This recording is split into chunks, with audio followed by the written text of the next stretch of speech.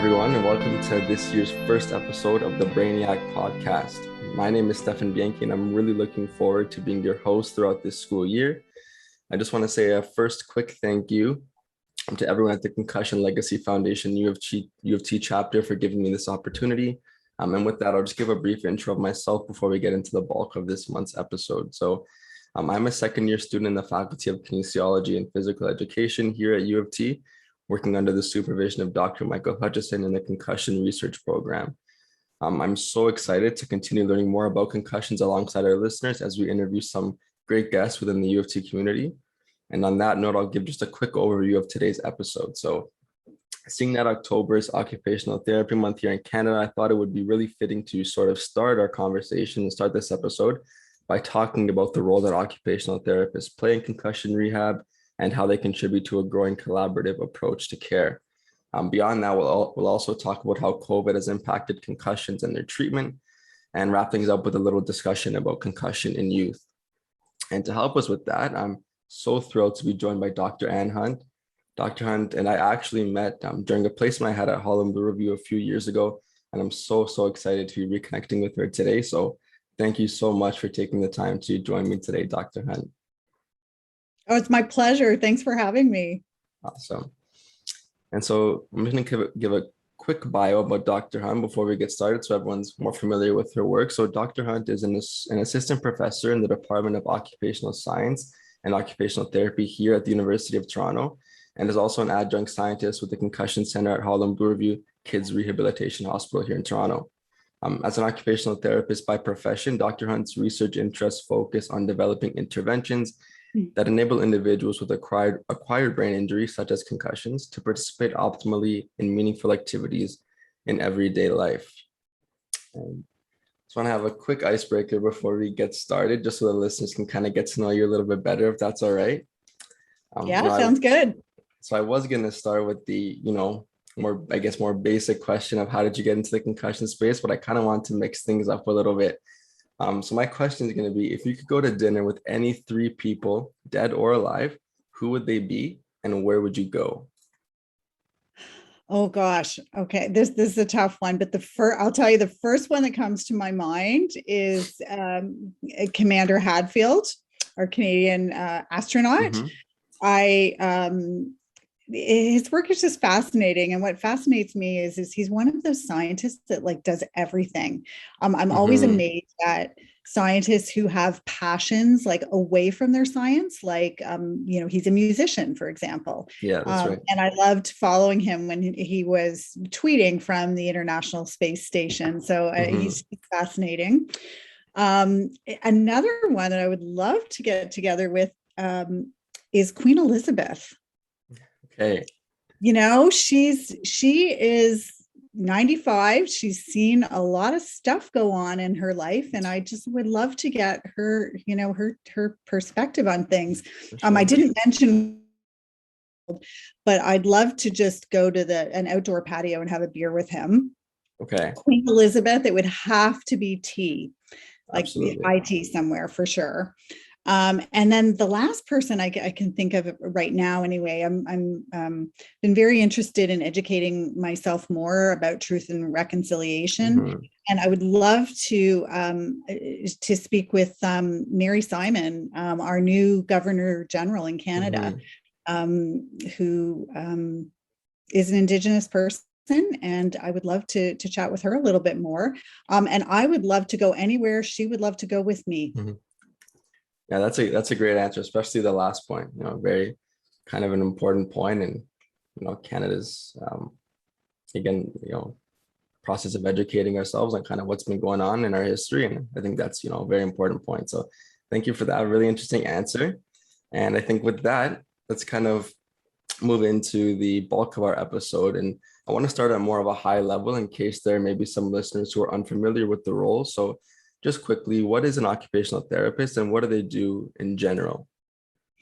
So yeah, that's a great question.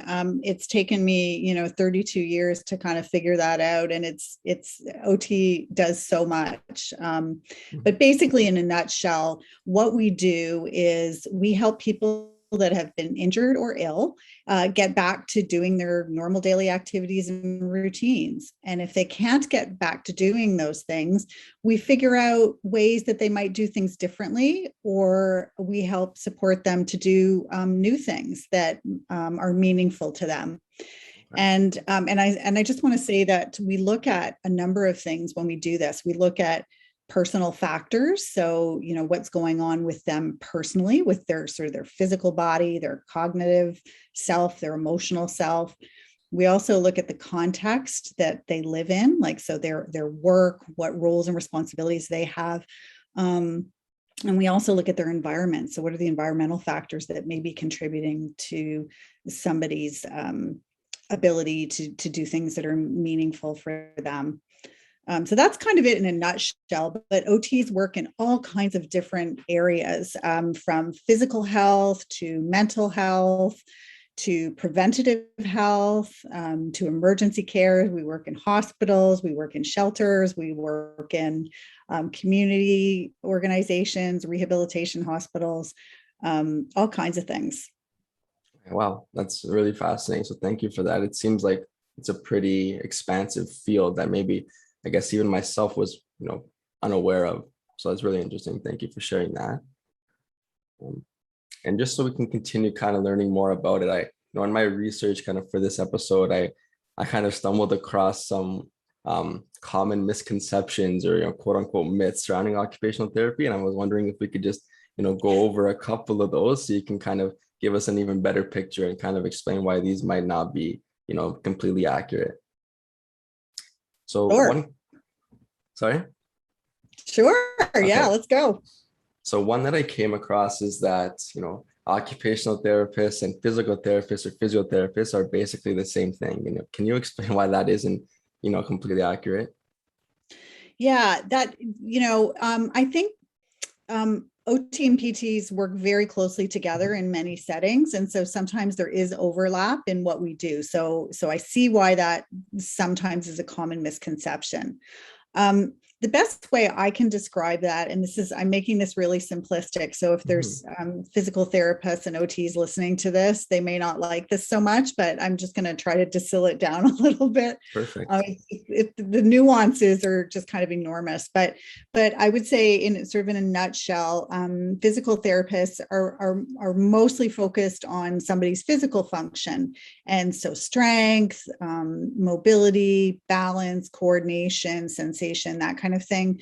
And OTs are focused on those things, but in addition, cognition, psychosocial health and well-being. And again, as I was mentioning before, sort of the context of where and when somebody is doing activities. So to give you a really simple example, if somebody's having trouble feeding themselves, like using a spoon or a fork to actually bring their hand to their mouth, the physio would sort of work on the movement aspect of that, sort of elbow flexion, strength and coordination in moving one's hand to the mouth.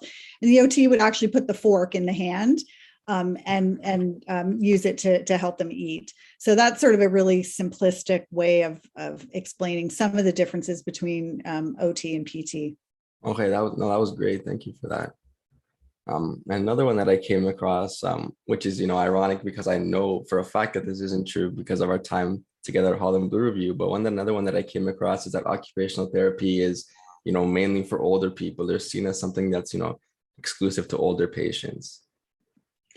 Yeah, no, that is definitely a myth. OTs and PTs work with people of all ages, from babies through as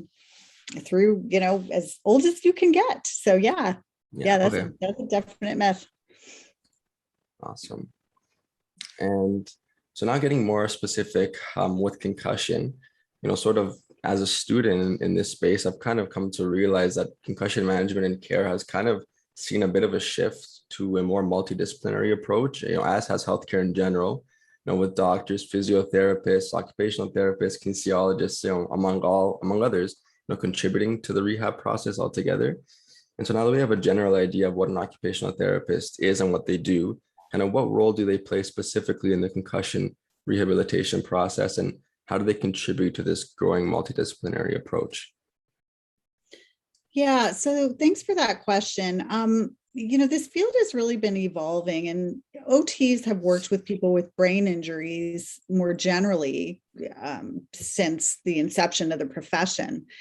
And but I think, sort of around the time Sidney Crosby had his concussion, it was 10 years or so ago now, sports related concussion, in my mind and in Canada, really sort of started to get some attention. And so, I remember going to a brain injury conference in 2012 where Michael Hutchison and I think Chris Nowinski from Concussion Legacy Foundation were talking. It was a conference in Edinburgh, and it was like the first brain injury conference that I'd been to where concussion, and actually the word concussion, really stood out. I think they did a keynote, and it really stood out. And it was quite exciting to me to be at that conference and to sort of,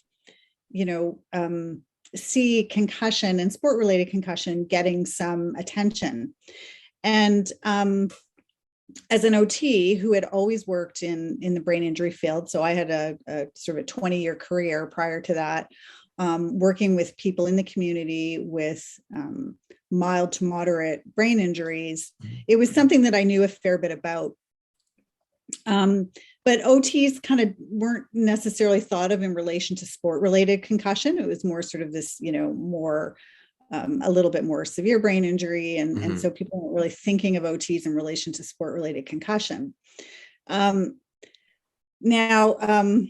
Sort of how I got into this field, actually, in dealing more with concussion versus moderate brain injuries was, I've got 3 kids who are all big into sports, and one of them was having trouble recovering from concussion. And at one point, and this was around the time I was doing my PhD, which is in a brain injury topic, but I connected with another one of my colleagues at U of T, Nick Reed. And at that time, there wasn't much out there in how to help people with sport-related concussion. They were told to rest until they felt better and sit in a dark room and then, when they felt better, they could come out of that dark room and get back to doing their activities. And I was watching my kid sit in a dark room. He was 15 at the time, sit in a dark room without his friends, without school, without social media, without computer, TV. And, as an OT, knowing that engagement in meaningful activity contributes to health and well-being, I was sort of thinking to myself, this isn't right. This isn't working. And so I connected with Nick, who handed me an article by Isabelle Gagnon, who's a physical therapist and a researcher at McGill. And she had just come out with an article where she used an active rehab approach for kids with concussion. And I, Nick sort of gave me the article and said, I don't know, try this. And with my kid, and saw an immediate change.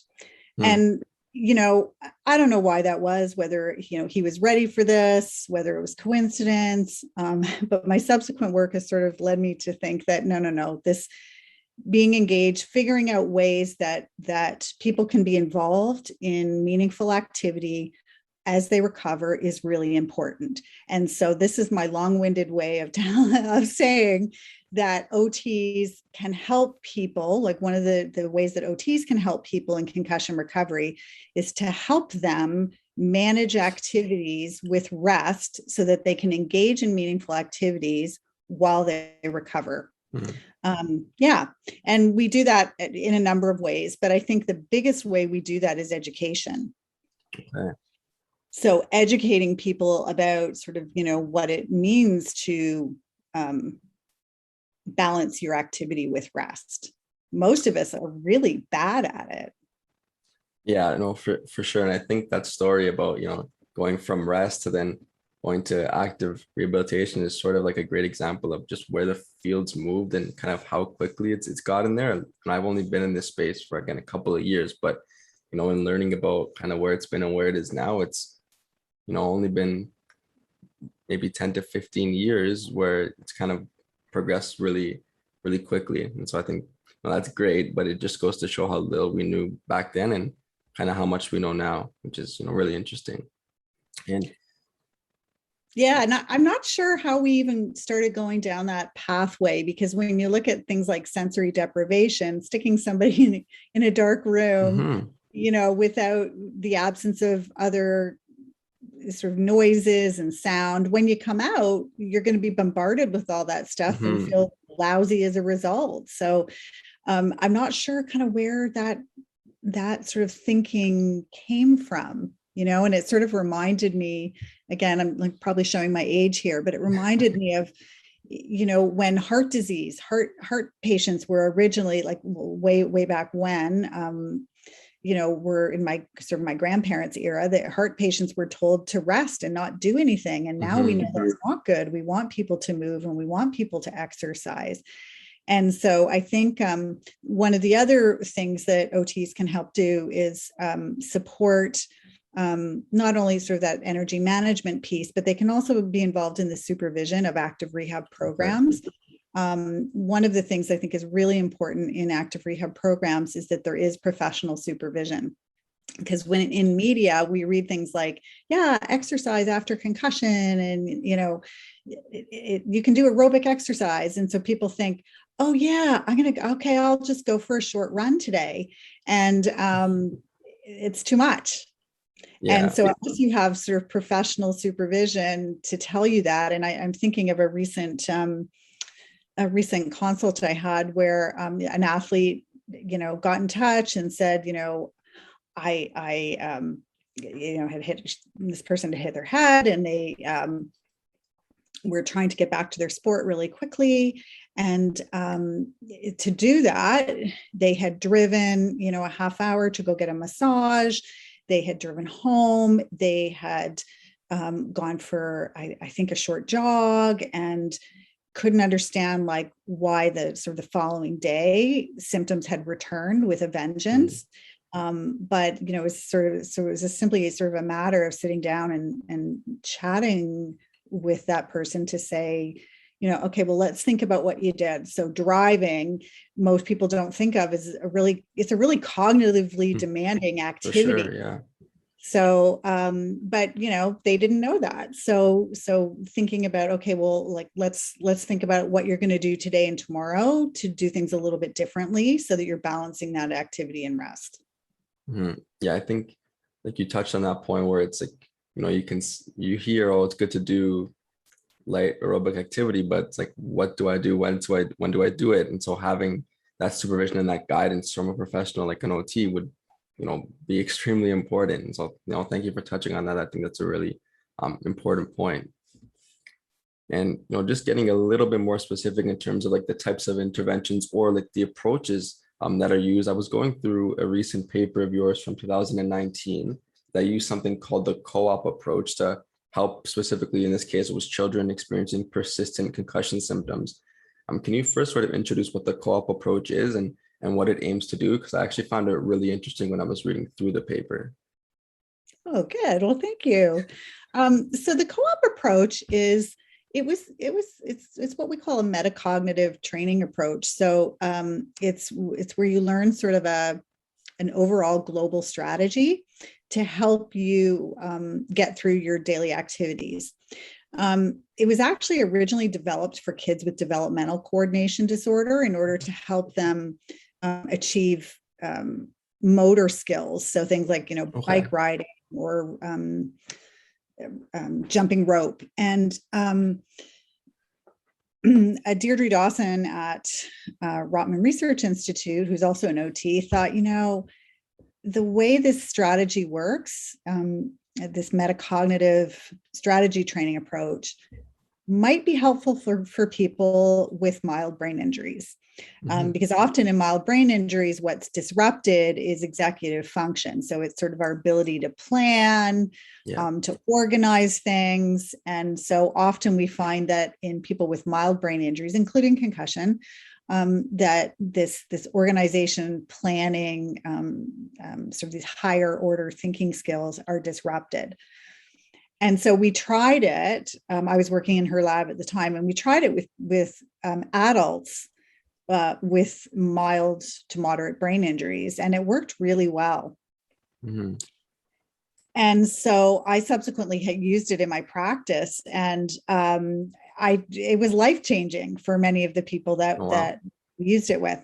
And so I wondered, in some of the kids that had were having trouble recovering, so they were having lengthy recoveries, at some point, you have to do something different. And so the co-op approach, what it does is you teach somebody a strategy, and the strategy is goal, plan, do, check. And it has its roots in sort of some theory, and one of them is goal-directed behavior, where basically, theories of goal-directed behavior that you do just that. You set a goal, you make plans to reach that goal, you do those plans, and then you check to see if you've achieved that goal. Mm-hmm. And that's the co-op approach in a nutshell. So just about any activity we do, we're either, mostly we're subconsciously using that strategy, goal, plan, do, check. So, even showing up for this podcast today. So my goal was to be here at 10 o'clock. My plan was to be, to check my watch and have an alarm set so that I would be here. I did my plan, and my check is that I know that it worked because here I am. Perfect. Yeah. So that's kind of the co-op approach in a nutshell. And we wondered if this would be helpful for kids who are struggling to recover. Mm-hmm. Kids are a little bit different, right? Because they rely on their parents for a lot of things. And a lot of parents don't, they were kind of at the stage where, what do I do? Help us, because we've tried everything and it's not working. So we wondered if the co-op approach would be helpful for these kids. Because one of the things that we find using the co-op approach is that people learn to self-regulate by using it. So, and it also gives them more confidence, because they can sort of attribute, if something doesn't work, they can attribute the failure to, well, it was just the plan. The plan didn't work. It wasn't me personally that's a failure. The plan wasn't right. And we teach people, when we're using the co-op approach, that, well, if one plan doesn't work, there's always another one. Yeah, for sure. And, it sounds like it's a very sort of patient-centered approach. And, especially in a context where recovery hasn't been going, as planned, and the persistent symptoms in case of the study was, I think, over 3 months. Some of them had been experiencing symptoms. Why do you think it's so important to take patient-centered approaches to kind of recovery?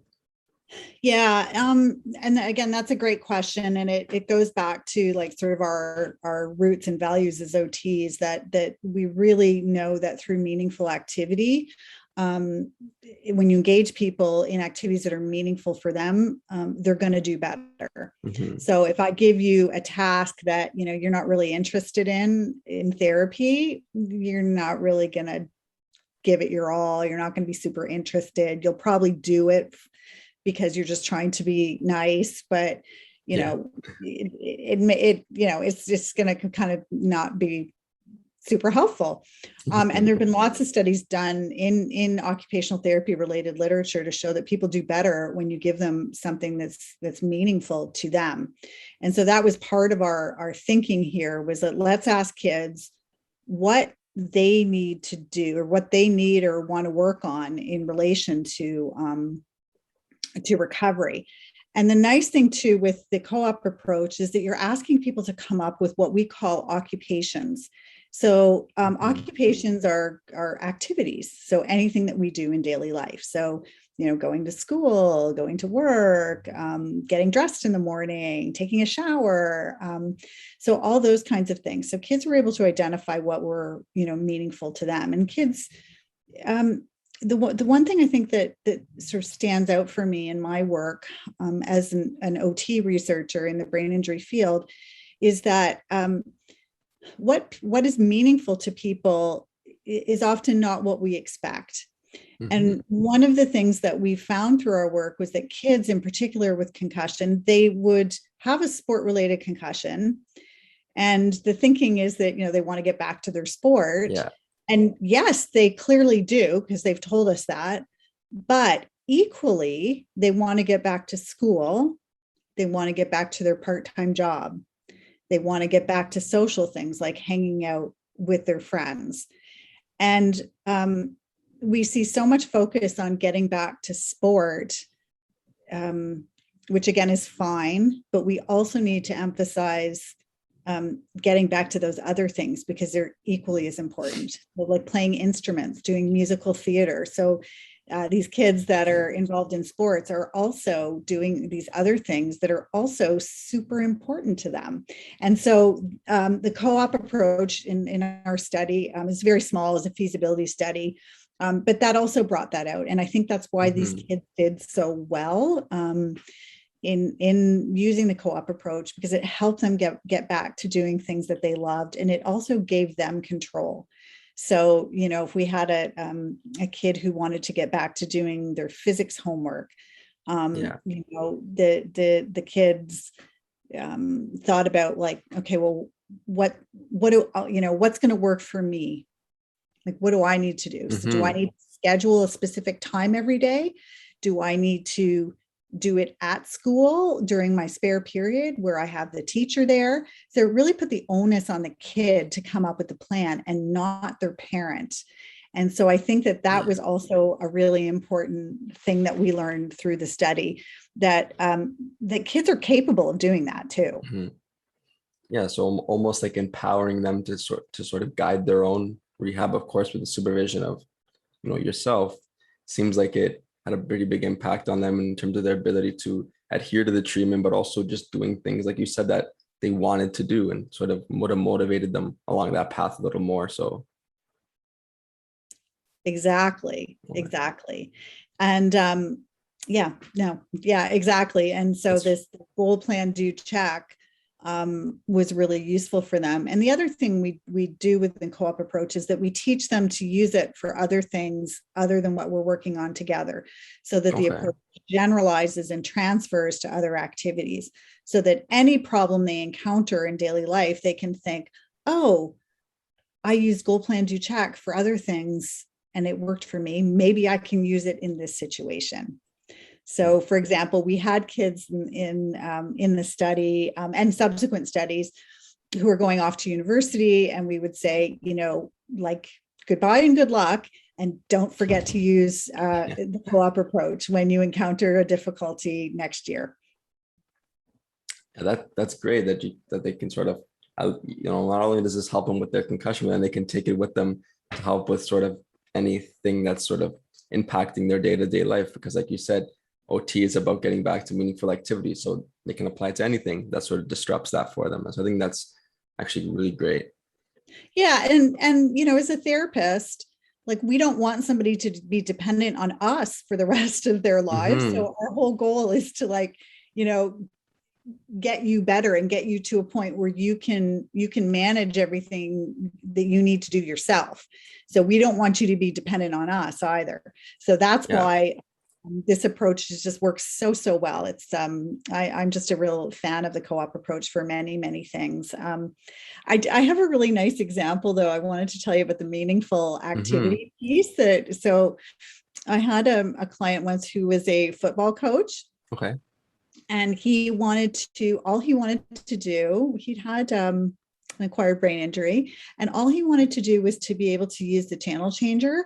He used to like to watch old games, and so he just wanted to use the channel changer so that he could control stopping and rewinding the videos and stuff. And his family member was like, no, we don't want him to do that. Like, because it wasn't important to them, but that was all he wanted to do. Yeah. And that made therapy successful when we were able to focus on that particular goal. So, if there's ways that you can incorporate meaningful activity into what you're doing, it makes all the difference in the world. Yeah, that's a great story and a great point. Like you mentioned, just if it's meaningful to them, you'll be more motivated, more empowered to kind of adhere to treatment and just kind of be motivated along the process. That can be, a little rocky at times, for sure, especially with concussion. So I think that's a great point. Thank you for sharing that story and all of your expertise with the co-op approach. I think, hopefully it's something our listeners can even take with them, if they're suffering from concussion or just any sort of thing that's kind of hindering their day-to-day life. And you did touch a little bit on, of course, the study was in youth, and you did touch a little bit on, your expertise with youth. So I think this is a good spot to kind of move on to youth in particular. And I was wondering if you could touch on, some of the common challenges or differences that would be unique to younger patients when they're trying to navigate their recovery from concussion. Yeah, I think one of the differences is that kids often rely on somebody else. So they're relying on their parent or their caregiver or their coach or somebody to recognize what's happened to them. So I'm thinking about, when concussions first happen, they're often reliant on other people to recognize what's happened and to get them the proper attention. And so they're reliant on other people to get their diagnosis to begin with. And so that's a key difference. So I think that's why we do a lot of educating, why it's very important to educate everybody about concussion so that there's just more awareness. If you get a hit to the head or the body, it's something to pay attention to. Not every hit to the head or body is going to result in a concussion. That's right. But at least it should be on people's radar to sort of watch and look. And it's particularly important in younger children who don't have the verbal skills to say, my head hurts or something's wrong. Little kids, and I think about this often, is that little kids, when they have like strep throat, for example, they often complain their tummy hurts. And so it's just that they know something hurts and, maybe it is their tummy or that's what they're feeling, but they're not super accurate in their description of what's going on. So that's why it's really important for other people to understand the signs and symptoms of concussion. And that's why we try to do a ton of education with coaches, with parents, caregivers. And so it's really important for that. And the other thing we're trying to focus more on now too is educating peers. So in our Oak Concussion Lab that's run by Nick Reed in the Occupational Science and Occupational Therapy Department at U of T, we're doing a lot of work on peer identification, peer support. It's because sometimes peers can say, hey, you know what? You might have a concussion. You need to speak to somebody, or the peers can help that student or that kid go talk with their coach or a parent, or a teacher. So peers can be a really, really, really great influence and a great help and support in concussion identification and concussion recovery. This one big difference in kids. What I was talking about in terms of identifying symptoms, kids are notoriously not so great. Not all kids, but many kids are just not great at identifying symptoms and knowing what's going on. So that's one thing. And what I'm particularly interested in right now is understanding a little bit more about how really little kids present with concussion. So kids sort of under the age of 5. And what are the differences that we need to think about when educating parents of younger kids who have had concussion, or in terms of identifying concussion in little kids. So that's sort of a new or emerging area of interest. The other thing too is that the impact of the family on concussion can be quite important. Sometimes we have families that don't want to let the concussed child do anything. And so, recovery from concussion is sort of like it's this balance, right? So we want them to do a little bit after the first 24 to 48 hours of rest. Then you can start resuming things gradually. That's the current guidance we have. But that there are many families that are reluctant to let their kids do things. And so that's an important piece of education. And on the flip side of it, we have families that push their kids to do too much. Yeah. So again, it's finding that balance and educating people and supporting them. I think it's very hard for families to navigate this alone. Yeah. And recently graduated master's student, Josh Shore, did a really great study where he used telerehab to provide active rehab programs and education and support for families. And they all said that, like all the people that were in the study all said that, like we really needed this education and support on a longer term. So, giving somebody like a paper in emergency that says like, do this, do that, do the other thing, it's helpful to some extent, but it's even more helpful if you have ongoing help and support until people are feeling better.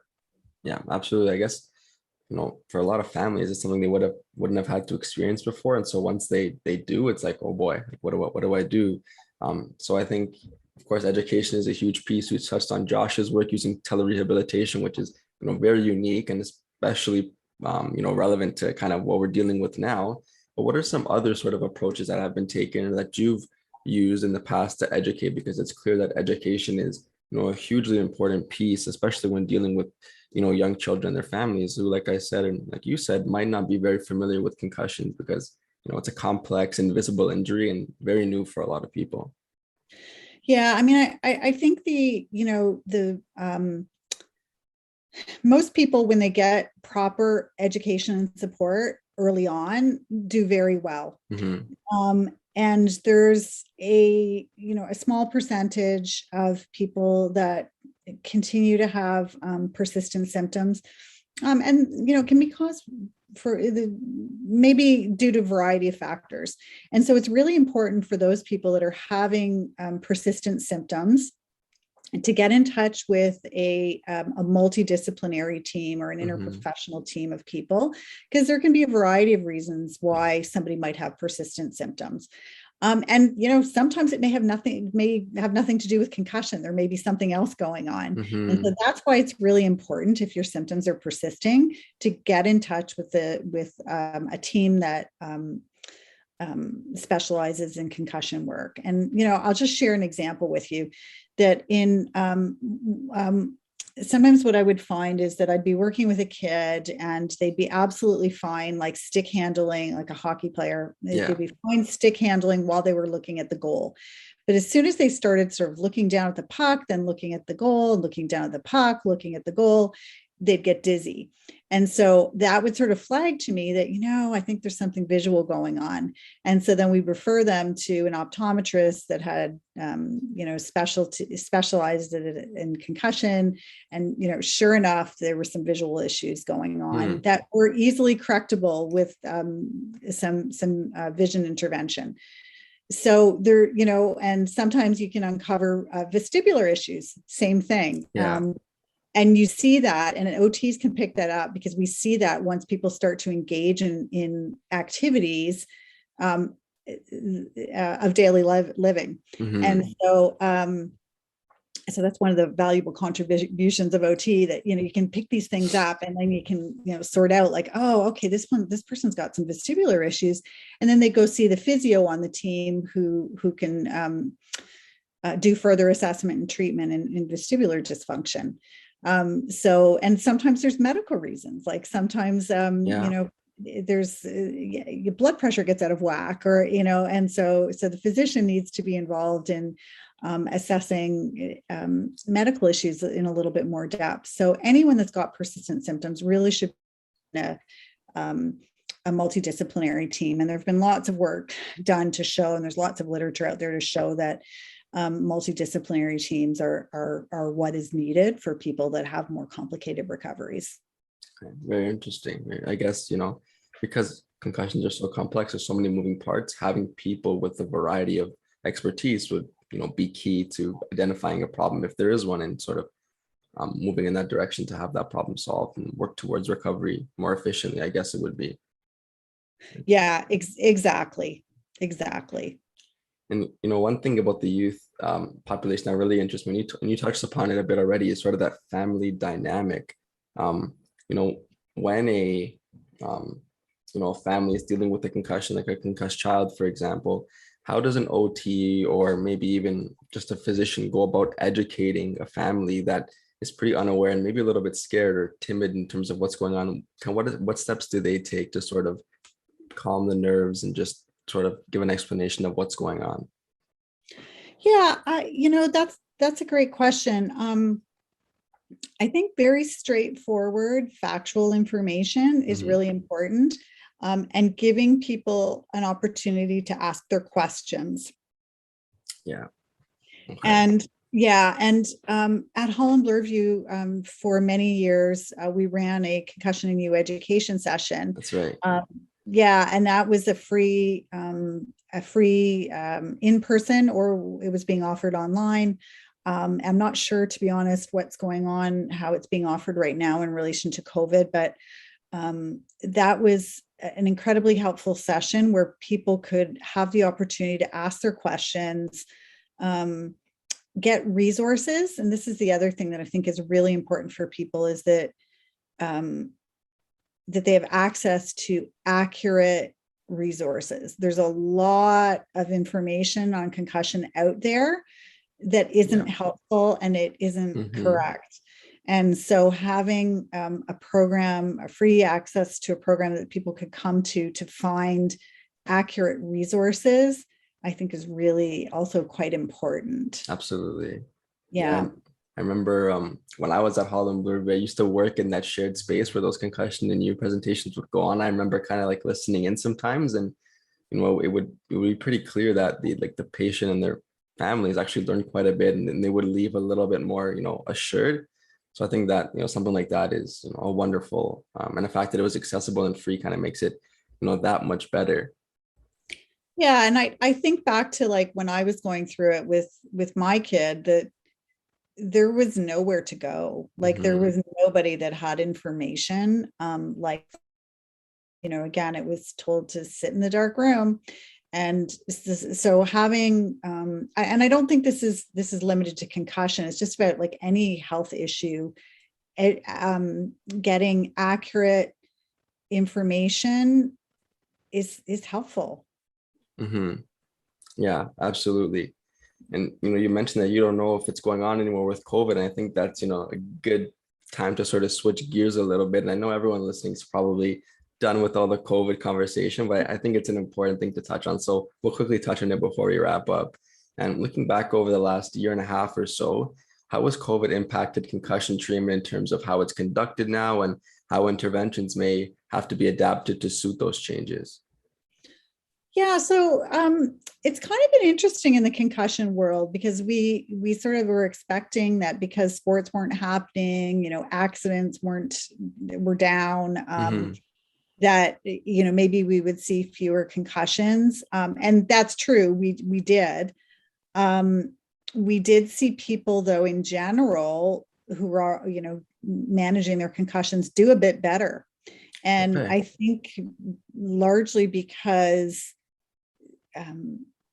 the demands in everyday life for a while were kind of shut down. Hmm. So the social demands, the running around with school and sports and Yeah. work, those things were shut down. And so a lot of people with concussion experienced an improvement in their symptoms initially.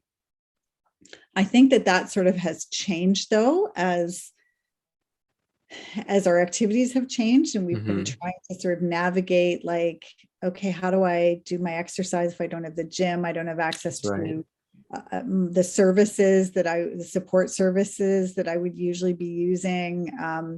And so I think there's a subsequent increase in people's anxieties about, how am I going to manage this? Hmm. Um, the screens were another issue. Yeah, I was gonna Um, ask about that, so that's great. yeah, the screens are another issue. I just want to say, like, the research evidence is kind of mixed about whether screens make things worse, Okay. for people. The study we just did with kids using telerehab, it did not impact them at all. They weren't bothered by the screens. But there's another study that just came out that said that people's recoveries were or the screens. I can't remember now. It was, I'm getting all my details mixed up. No worries. But there was another study, it was a bigger study, it was an RCT that showed that screens within the first 48 hours Okay. led to, I think, longer recoveries, but it was more, I think, again, it's more that if people were looking at screens in the first 48 hours, it would just be like doing other activities. They weren't resting. Mm-hmm. So you have to sort of think about everything in context. That's right. Anyway, so the screens, we're not sure yet. I think for some people, screens bother them, but I think for more people, it's just sitting and doing anything without taking a break is the issue, rather than the screen itself for most people. Okay. And now people are sort of getting back to doing their activities. Yeah, that's right. Yeah, and I think, we'll see what happens, whether we see more sort of sport-related injuries because people are deconditioned. We'll have to see. And but the good thing, I think, one of the good things to come out of COVID is telerehab. Mm-hmm. And telerehab is really nice because it saves people from schlepping into their provider's office. And so for many people with concussion, again, that's like one more thing to add to your day. And you don't, most people don't think about, the half hour or the hour or more that you're spending getting to your provider's office, whether it's taking the subway, the bus, the car, that sucks energy. And so without having that, people had more energy to engage in other things. And so that was a good thing. Mm-hmm. And I think that seems to be continuing, at least for many of my OT colleagues. They're doing most of their rehab by telerehab now. And, I think COVID's on a kind of, I guess, a positive, like you said, to come out of COVID, is that it's sort of like necessitated some of these changes that I think were going to be inevitable down the road, but kind of brought them in now, like telerehab and Zoom meetings and all that stuff, because we didn't have any other options. Are there any sort of, a question that I would have is that from a clinical perspective, are there any sort of, difficulties or changes to the sort of like the patient clinician relationship? Is it a little bit different online in terms of how you interact with somebody that, there's a difference, I guess, between, being there with somebody and then supporting them online? Is there is that difference, significant enough to warrant changes to kind of how that approach is done? Or is it kind of just good how it is? It saves people time, energy. I guess there's pros and cons. Yeah, that's a big question. It's something that my colleagues and I are trying to figure out right now. We do have a lot of students that are going out on virtual placements, and I'm actually in the midst of developing a sort of a virtual student practice resource. But we don't know yet. Like, we don't know. New. Yeah. I think it's going to be getting back to that sort of meaningful activities. I think for many people, this virtual therapy world, it will be good. For other people, they may still need that in-person care in order to be most effective. But it's not clear who benefits most from telerehab and who benefits most from in-person. And it also depends on what you're doing, That's right. So for example, the example I was saying of the kid using the hockey stick and observing what was going on, that would be really hard to do via telerehab. Yeah. So you do, I think some things like the education pieces would be ideally delivered online. Yeah.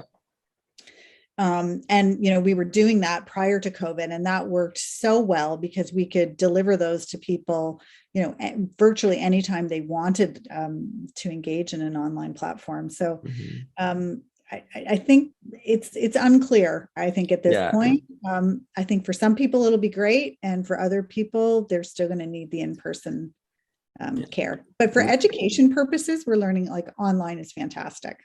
And that makes sense. I think if I've learned anything in my 2 years in this space, it's like concussion is so variable. You don't know, kind of like you said, you don't know who needs what's going to benefit others. So it makes complete sense that we're still unsure about this, as we are about many things. Just There's one. your PhD project. Oh boy, that's thinking too far ahead for me. I got to take it a day at a time, where I'm going to start panicking over here. But one last thing that I wanted to touch on, and you kind of mentioned it, that COVID might have brought upon some anxieties with recovery in terms of not having access to, the services that they might usually have had access to. I think, the psychological aspect of concussion is somewhat underrated in terms of it doesn't get enough, coverage and, in terms of the impact it can have. Do you think that the isolation that people might have faced during COVID in terms of, not seeing their friends, not being with their teams, not going to school, had an impact on that side of the symptoms and made maybe those a little more prevalent than they would otherwise be? 100%. I think concussion really, for many people, it really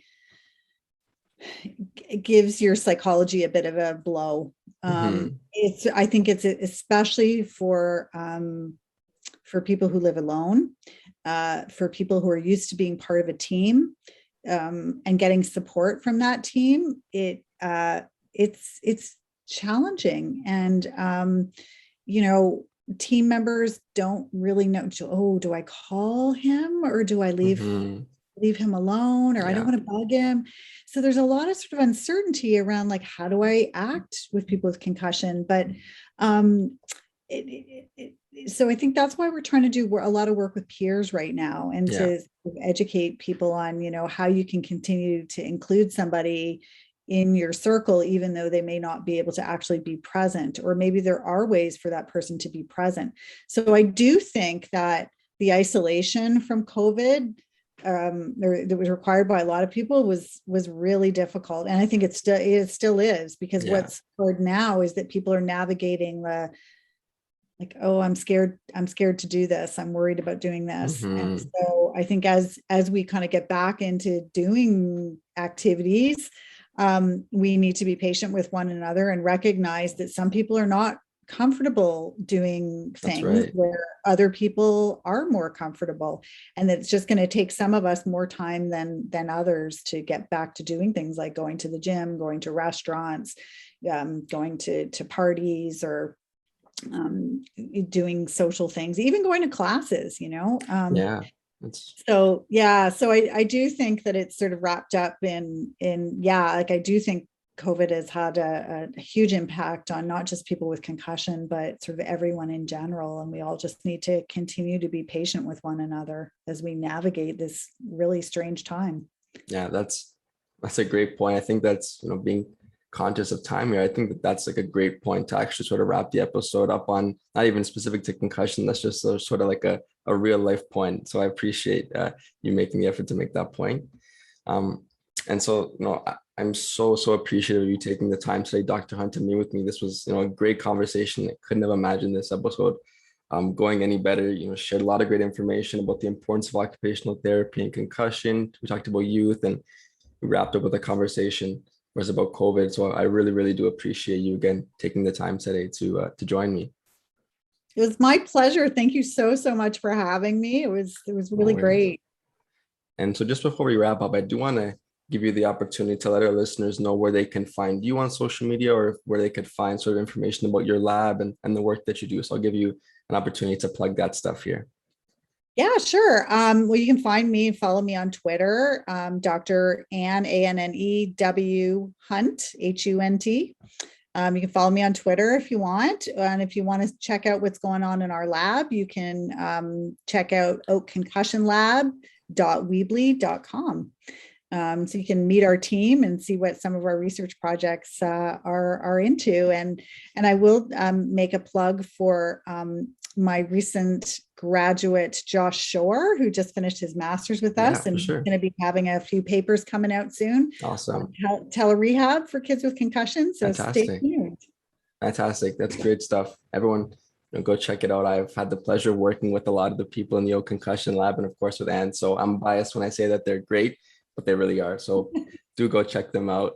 And with that kind of brings an end to this month's episode. Thank you so much to everyone for listening. Don't forget to follow us on Instagram at concussion.can.toronto, and we will see you next month for a brand new episode. So thanks again, everyone, for listening, and take care. HeadCheck Health bridges gaps in concussion care through simple, powerful technology.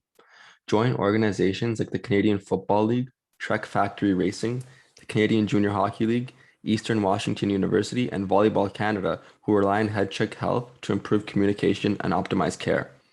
Visit headcheckhealth.com for more. Music at the beginning of this podcast is by Ben Sound. www.bensound.com.